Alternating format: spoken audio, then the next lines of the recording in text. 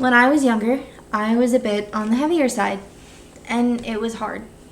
It was hard to make friends, it was hard to socialize in general, and I found myself seeking the approval from anyone and everyone.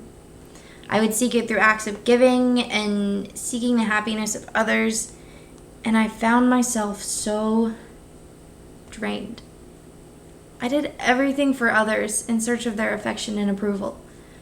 And as the awkward preteen I was, I didn't get it often, and not as often as I felt I needed. My cup was empty. I was in church like I always was. My mom worked there, my grandparents, who we lived with at the time, were involved in every way possible. I was literally there every day, and things had gotten complacent. I'd heard the story a million times, and it never meant anything to me. He died for our sins, they said. You're free, they said. In my preteen mind, I had never met this man, and I didn't feel restricted by anything except this expectation to be like him. I just didn't understand. Not until I was 19, and my pastor had changed this one little verse for me. If you love me, you'll obey me. This one had always resonated with me, but Pastor Mike had changed it. You'll obey me if you love me. It was no longer about living up to these expectations and being perfect, because I knew I never could be. It was about loving Christ.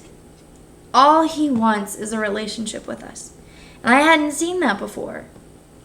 If we love him, then obeying him will come naturally. This isn't a curse or condemnation, it's a call to come away with him. After this realization, so many more came to me. All Jesus taught was love. He wants us to love him, and through that love, we can show others the love that he has for them. Show them acceptance and grace, and they will start to feel the love that God has for them. Now my life is hectic, and people say I never have time for myself, but I don't see it that way. If Jesus gave his life for the world he loved, then so can I. He fills my cup when I give to people for him, so it never empties.